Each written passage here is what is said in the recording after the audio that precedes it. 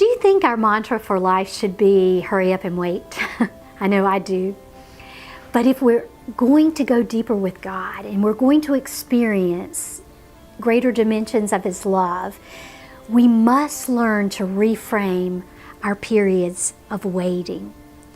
Sue Monk Kidd, in her amazing book, When the Heart Waits, wrote this: when you're waiting, you're not doing nothing. You are doing the most important something there is. You're allowing your soul to grow up. And that's what's happened with me over the last 2 years.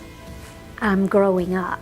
Several years ago, after I finished homeschooling my girls, it seemed that God was moving me out of a public speaking ministry to a time where He wanted me to pursue writing content for a dream He had given me 20 years ago.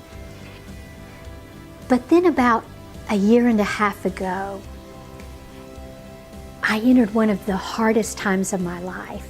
My husband's job, the pressures of it, required his virtual absence from our home. And at the very same time, both of my daughters moved to another country together for a year. So obviously this left a tremendous void. As they settled into their new responsibilities, there was little communication. Now I know this was not intentional on their part at all, but we were very disconnected, and it left me feeling disregarded. And then combining all of that to the hours and hours that I was spending alone writing, I experienced one of the most profound times of loneliness of my entire life. I definitely felt the enemy gloating over me as I wrestled with giving up writing, giving up the destiny God had for me.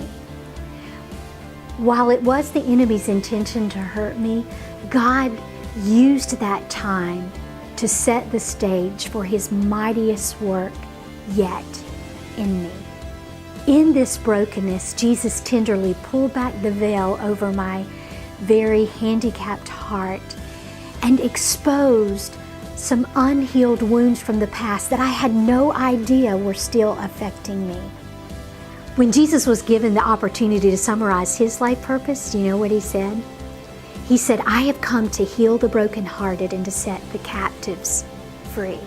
Here, Jesus connects the healing of our hearts to the freedom He offers.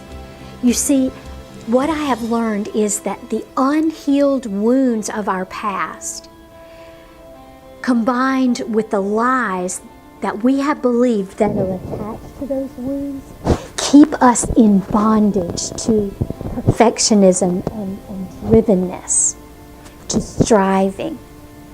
And it's only when we allow Jesus to take us back to those broken places and we acknowledge before Him honestly what happened and how it made us feel, can we begin to experience the freedom that He longs to give. And I know when I did that, the tears came. Grief that had been stored up in my heart for years over things that I never knew affected me in the way that they did came. But we must let the tears flow. And we must remember that we can trust Him. He is gently there holding us, and we have the promise that He will never leave us, He will not forsake us, so that we may confidently say, "The Lord Jehovah is our helper."